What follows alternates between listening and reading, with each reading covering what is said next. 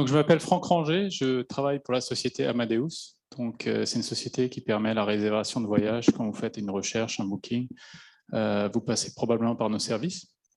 Et au sein d'Amadeus, je travaille au sein d'un département qui s'appelle NextWave, dans lequel je dirige la gestion de produits reliés à un projet d'incubation. Alors, l'incubation NextWave, c'est un incubateur business, justement, où l'on travaille à identifier, incuber, développer des idées, des opportunités pour préparer l'expérience de voyage de demain. Avant ça, j'ai eu la chance de travailler dans des pays tels que les États-Unis pendant 5 ans et en Finlande pendant 7 ans. Alors pourquoi je vous dis ça? Déjà, tout le monde sait où est la Finlande? À gauche ou à droite de la Suède? Pas facile. C'est le pays du Père Noël, c'est important. Pourquoi je vous dis ça? J'ai eu l'opportunité de travailler dans ces sociétés high-tech, dans ces pays-là, sur des sujets d'agilité, d'innovation, de résilience. Et en même temps, j'ai pu comparer en fait, l'attitude de tout le monde dans ces pays, dans ces cultures différentes par rapport au développement durable. Et je crois que quelqu'un avant le mentionnait, la culture ou l'attitude d'un Américain va forcément être différent d'un Scandinave, va forcément être différent de nos attitudes en France. Donc tout ça, ça m'a fait réfléchir et du coup, j'ai eu envie de me dire comment je pourrais utiliser ces compétences et cette envie de travailler sur le développement durable et comment utiliser ces techniques d'agilité, d'innovation sur le sujet du développement durable. J'ai eu la chance avec Amadeus et actuellement de prendre cette chance et justement aujourd'hui, je travaille sur de ces idées-là de co-création avec tous les acteurs du voyage pour trouver des solutions durables et une nouvelle expérience de voyage qui le permet. Pourquoi je vous dis ça? Donc c'est ce dont je voudrais vous parler aujourd'hui, succinctement. Donc, qu'est-ce qu'on fait, nous, à Amadeus, sur ce sujet? Quelles sont les tendances qu'on voit se dessiner en ce moment? Et qu'est-ce qu'on fait pour y réagir? Alors, d'abord, je voudrais commencer en fait, par une vision française du sujet. Je me suis permis de copier un infographique du think tank, le Shift Project, qui est le think tank français de décarbonation, qui vient de sortir un rapport qui s'appelle « Voyager bas carbone », donc je vous le recommande. Là, c'est juste une partie de l'infographie, il y a plus d'informations intéressantes dedans. Mais elle me paraît intéressante parce qu'elle illustre en fait le voyage à travers le comportement des voyageurs en France. Donc, on voit que les voyageurs en France, par exemple, ils font plus de 8500 km en moyenne. Et sur ces 8500, par exemple, il y a plus de 85% des distances qui sont effectuées soit en avion, soit en voiture. Donc, c'est une partie importante. Et en même temps, on regarde aussi les longs courriers, on voit qu'ils émettent 1/3 des gaz à effet de serre du secteur. Si on lit tout le rapport nous dit, par exemple, que sur les longs courriers, pour atteindre la neutralité carbone, pour rester dans les accords de Paris, donc limitant la hausse des 1,5 degrés, il faudrait, en théorie, que pour les longs courriers, on baisse l'émission des gaz à effet de serre de 5% par an. Donc voilà, le challenge pour moi, il est dit. Il y a un beau challenge à relever. Il est faisable à notre main, mais il faut y aller. Donc vis-à-vis de ce challenge, qu'est-ce qu'on voit? Il y a plusieurs indicateurs de tendance qui semblent nous indiquer qu'il y a une tendance pérenne et solide de s'orienter vers un voyage plus durable. Alors, la pandémie aussi a eu son effet là-dessus, puisqu'on a vu par exemple que des sociétés en ont profité pour changer ou mettre à jour leur politique de voyage d'affaires. On voit aujourd'hui nos dépendances aux énergies fossiles qui se traduit par la crise des prix. Donc, il y a ces indicateurs qui apparaissent progressivement. Alors, où est-ce qu'ils apparaissent? Je vais essayer de le casser un petit peu plus précisément. D'abord, côté investisseur.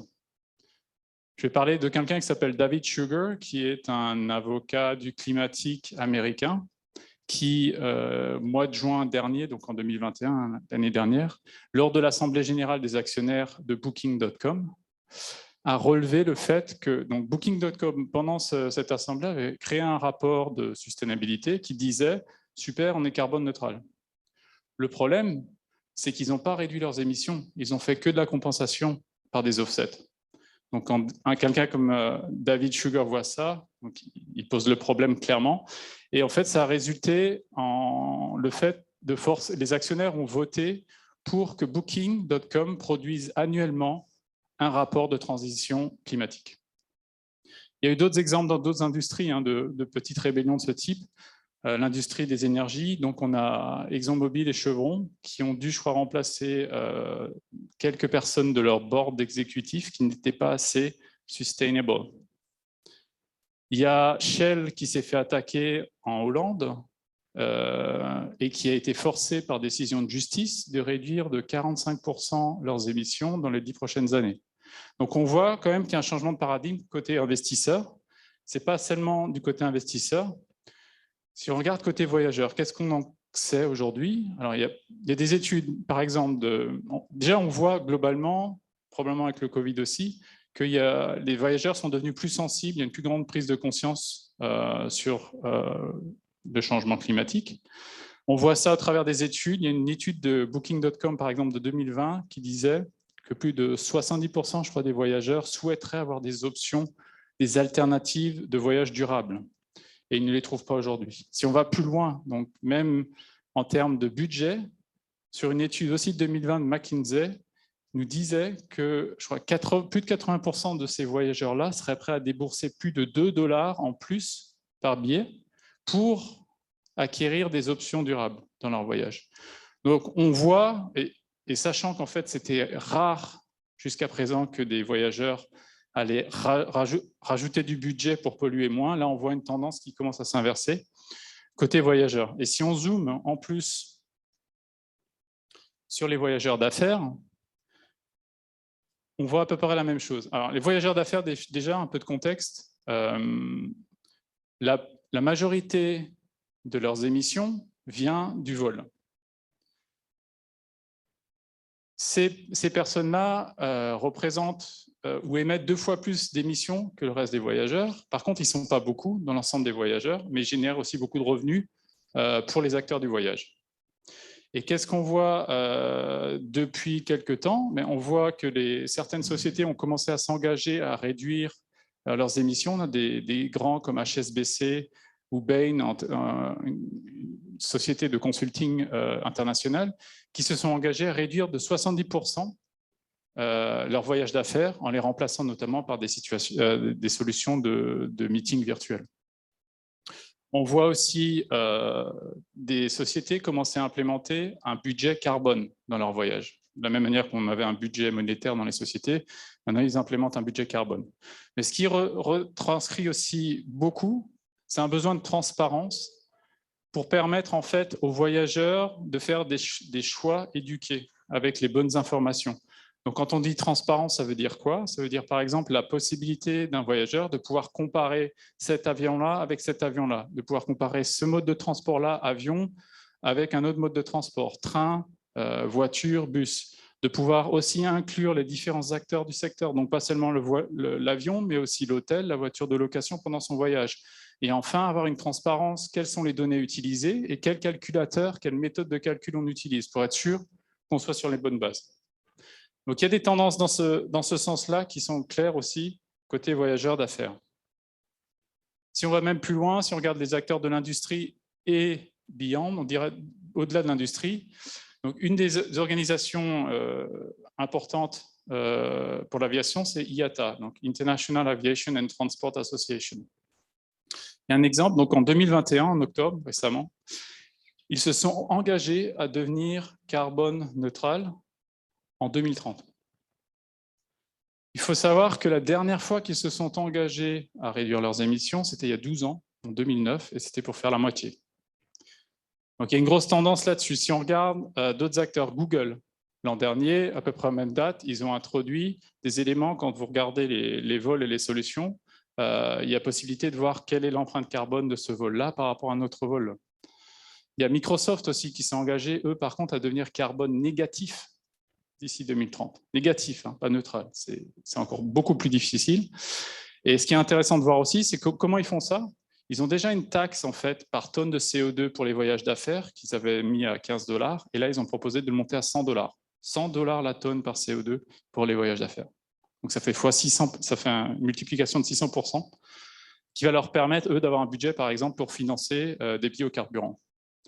Et enfin, il y a aussi plein d'autres exemples qui sont apparus plus récemment, d'autres acteurs. On a le Danemark, par exemple, qui s'engage à décarboner tous les vols domestiques d'ici 2030. On a Air France, KLM, qui ont rajouté une taxe pour les biocarburants. On a United qui a opéré le premier vol entre Chicago et Washington, D.C. En biocarburant. Donc on voit qu'il y a quand même une tendance qui dépasse les investisseurs, les voyageurs et les acteurs du voyage. Qu'est-ce qu'on fait par rapport à cette tendance? Côté Amadeus, donc, les enjeux du développement durable et les enjeux climatiques, c'est quelque chose qu'on prend très au sérieux. On souhaite arriver à concilier le développement de l'industrie du voyage, tout en arrivant à trouver des solutions pour rentrer dans le cadre des accords de Paris. Donc, arriver à jongler avec ces deux aspects. Comment on fait ça? On a une stratégie sur 3 axes, sur trois directions. La première, c'est on mesure, on surveille et on prend des actions par rapport à nos propres émissions, à notre propre empreinte. Donc, ça veut dire quoi? C'est-à-dire qu'on a identifié 5 éléments. C'est le graphe sur la gauche. Il n'est pas très lisible, mais si vous aurez les slides après, vous pourrez le lire. Les 5 éléments étant, quelle est notre consommation électrique d'énergie? Quelle est notre empreinte CO2? Quelle est notre gestion de l'eau? Quelle est notre gestion du papier? Quelle est notre gestion des déchets? Pour chacun des items, on essaye d'avoir des idées. Et là, je vous illustre avec quelques exemples ce qu'on fait. Donc, par exemple, consommation électrique, la plus importante dans toutes nos opérations, c'est notre data center, donc notre centre de données qui est en Allemagne. Et qu'est-ce qu'on a fait là-dessus? Eh bien, la première chose qu'on a fait, c'est donc on a mesuré, monitoré, et on a commencé à devenir plus efficace opérationnellement en mettant des choses plus efficaces comme des machines de refroidissement plus efficaces. En combinaison de ça, on a investi dans des projets d'offsetting qui permettent en fait de compenser les émissions qu'on avait. Et puis récemment, depuis 2018, ces data centers ne consomment que de l'énergie renouvelable. Donc on peut dire que depuis 2019, en fait, le data center qu'on a est carbone neutral. Un autre axe de développement sur lequel on travaille, alors peut-être des petits exemples, pour la gestion de l'eau, on va mesurer, monitorer et trouver des axes d'amélioration sur la consommation de l'eau dans le bureau, dans les cuisines, dans les toilettes, dans les jardins, dans les systèmes de refroidissement de nos systèmes informatiques. Gestion du papier, donc là par exemple, on va utiliser un badge pour s'authentifier sur les machines d'impression, comme ça on va pouvoir mesurer qu'est-ce qui s'imprime, à quel moment, pourquoi et comment, et on va pouvoir trouver des axes d'amélioration. Et de la même manière, on va aussi mesurer la quantité de déchets qu'on produit pour trouver des initiatives pour réduire. Deuxième pilier ou deuxième axe, c'est comment on peut aider nos clients à améliorer leur performance énergétique. Donc on investit beaucoup de R&D pour trouver des nouvelles solutions et pour trouver des nouveaux produits. Et il se trouve que déjà dans des produits existants, on peut déjà aider nos clients. Donc il y a des produits qu'on met à disposition de nos clients, par exemple, pour optimiser les mouvements des avions dans un aéroport. Si on arrive à optimiser en fait, le temps que l'avion va rester sur le tarmac, ça va générer des réductions de consommation d'énergie, des réductions de dépenses énergétiques et d'empreinte carbone. De la même manière, si on arrive à estimer à partir des données qu'on a et des algorithmes qu'on a sur le poids effectif des avions avant de faire le plein, on va pouvoir remplir la quantité de carburant plus exactement, et ça aussi, ça va permettre de faire baisser la consommation pour les compagnies aériennes qui sont des clients importants pour nous. Enfin, troisième axe, c'est de travailler avec les différentes associations qui existent. Donc là, j'ai parlé de IATA avant, il y a aussi ICAO, qui est International Civil Association ou Organization. On a aussi, donc on va travailler avec l'Union européenne, les Nations Unies, l'OCDE, tous ensemble pour faire quoi? L'exemple que je vous montre là, c'est des diagrammes en fait, qui donnent l'estimation de l'émission en carbone d'un vol Paris-Los Angeles en utilisant différents calculateurs. Si vous faites un Google Search aujourd'hui, vous allez trouver plein de calculateurs. Le problème, c'est qu'ils ne donnent pas tous le même résultat. Donc là, on travaille avec différents acteurs des associations que je vous ai mentionnées pour justement trouver une méthode de calcul qui permette de clore le débat, en fait, qui est cette méthode de calcul de référence et qu'on puisse dériver un écolabel là-dessus.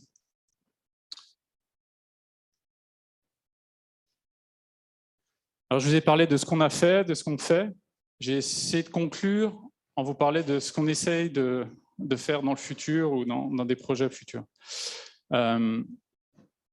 Donc, rappelons-nous que ce que j'ai dit sur les voyageurs avant et sur les sociétés, ils cherchent plus de transparence, ils veulent pouvoir comparer, ils veulent pouvoir calculer une empreinte carbone. Donc ça, c'est des sujets qu'on regarde, évidemment. Côté incubation, c'est naturel de regarder ça côté incubation, puisque quand on dit qu'on veut regarder la nouvelle expérience du voyage, la sustainabilité, le développement durable, les impacts carbone en font naturellement partie. Donc, une manière qu'on fait, encore une fois, c'est une illustration, hein. Ça ne veut pas dire qu'on fait que ça, mais c'est la seule dont je vous parlerai aujourd'hui là-dessus, côté innovation. On a lancé, il y a un peu plus d'un an, ce qu'on appelle le Travel Innovation Club, dans l'idée qu'on voulait rassembler tous les acteurs de l'industrie qui voulaient collaborer d'une manière différente pour identifier, incuber, développer des idées permettant de définir la nouvelle expérience de voyage. Dans ce club, il y a plusieurs groupes de travail. Un groupe de travail, c'est justement le développement durable. Et ce groupe de travail travaille justement sur une méthode de calcul, sur comment on fait de la comparabilité, sur comment on rentre sur sa transparence multimodale, sur sa transparence qui prendrait en compte aussi des hôtels, etc. Donc voilà en quelques mots ce qu'on fait sur les projets d'innovation, d'incubation future.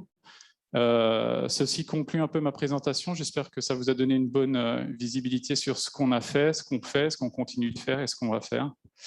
Et je suis ravi d'avoir eu l'opportunité de vous présenter ça. OK. Merci beaucoup, Franck.